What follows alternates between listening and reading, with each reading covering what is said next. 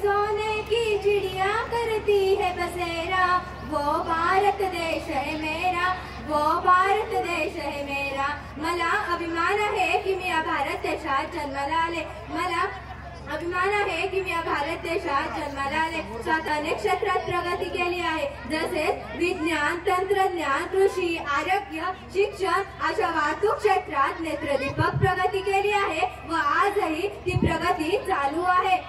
अब्दुल कलामांच्या स्वप्नातील भारत आज महासत्तेच्या दिशेने वाटचाल करत आहे, म्हणून हीच ईश्वरचरणी प्रार्थना, जब आंख खुली हो तो धरती हिंदुस्तान की हो, जब आंख बंद हो तो यादें हिंदुस्तान की हो। हम मर भी जाए तो कोई गम नहीं, हम मर भी जाए तो कोई गम नहीं, क्योंकि मरते वक्त सिर्फ मिट्टी हिंदुस्तान की हो, सिर्फ मिट्टी हिंदुस्तान की हो।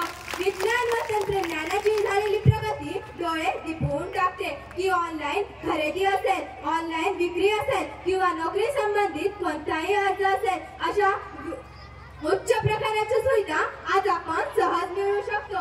पण मागील काही वर्षांपूर्वी नोकरी मिळवायची म्हटली की पैसे भरा आणि नोकरी मिळवा, या पलीकडे करायचे तरी काय। पण आजच्या स्थितीला, कामाच्या साथीला प्रश्न उचलणाऱ्याला मी ठामपणे विरोध करते आणि आनंदाने सांगू इच्छिते की आजची स्थिती बदललेली आहे। ऑनलाईन प्रणालीमुळे सन्माननीय कुटुंबातील बुद्धिमान मुलगा किंवा मुलगी याला विविध क्षेत्रामध्ये काम करण्याची संधी आज मिळाली आहे।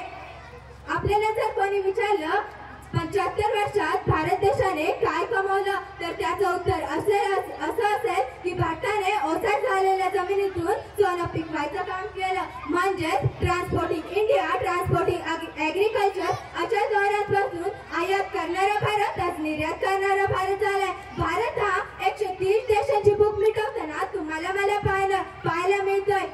शेतकऱ्यांच्या बाबतीत प्रश्न उचलणाऱ्याला मी ठामपणे सांगू शकते की असंख्य वर्षात गतपतीने पडलेला माझा बळीराजा आज मोकळा श्वास घेऊन पाहतोय।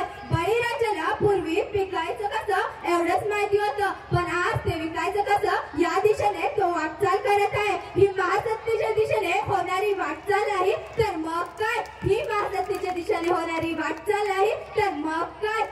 भ्रष्टाचाराला मी ठामपणे विरोध करते आणि आनंदाने सांगू इच्छिते की असं काही घडलं असेल तर आपण सहज वर्तमानपत्रात वाचतो। एका रिक्षावाल्याचा मुलगा कलेक्टर झाला, एका किराणावाल्याची मुलगी उपजिल्हाधिकारी झाली, तर हे कशामुळे शक्य झालं। माझ्या भारतातील भ्रष्टाचार जरी संपूर्णपणे संपलेला नसला ना, तरी फार जास्त प्रमाणाने कमी झाला आहे आणि या कमी झालेल्या प्रमाणातच माझा देशाला महासत्तेच्या दिशेने वाटचाल करत आहे।